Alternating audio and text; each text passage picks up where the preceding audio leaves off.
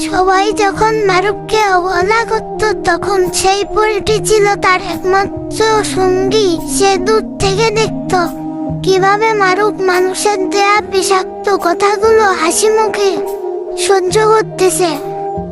পরীর খুব ইচ্ছে হলো মারুফকে নিয়ে তার রাজ্যে যাওয়ার। একদিন গভীর রাতে মারুফ যখন জানালার ধারে বসে আকাশের দিকে তাকিয়েছিল, পরীটি হঠাৎ তার সামনে এসে দাঁড়ালো। মারুফ অবাক হয়ে দেখলো পরীর চোখে জল। মারুফ জিজ্ঞাসা করলো, তুমি কাঁদছো কেন? আমি তো কাউকে বলি নাই আমার কষ্টের কথা। পরীটি মারুফের হাত ছুঁয়ে বলল, তুমি কাউকে বলো না বলতে তোমার আর এত কষ্ট হয়?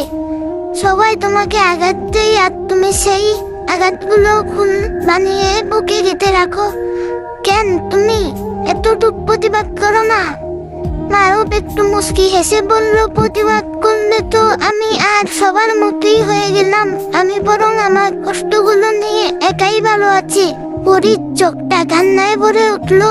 সে মারুফের কপালে আলতো করে চুমু খেয়ে বলল, আজ থেকে এই পৃথিবীর কেউ তোমাকে ভালোবাসুক আর না বাসুক, আমি তোমাকে ভালোবাসবো।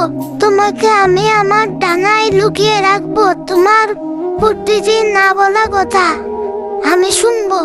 সেই রাত থেকে মারুফ আর নিজেকে একা পাবে না।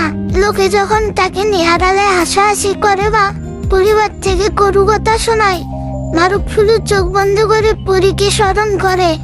সে জানে এই নিষ্ঠুর পৃথিবীর বাইরেও কে একজন আছে যে শুধু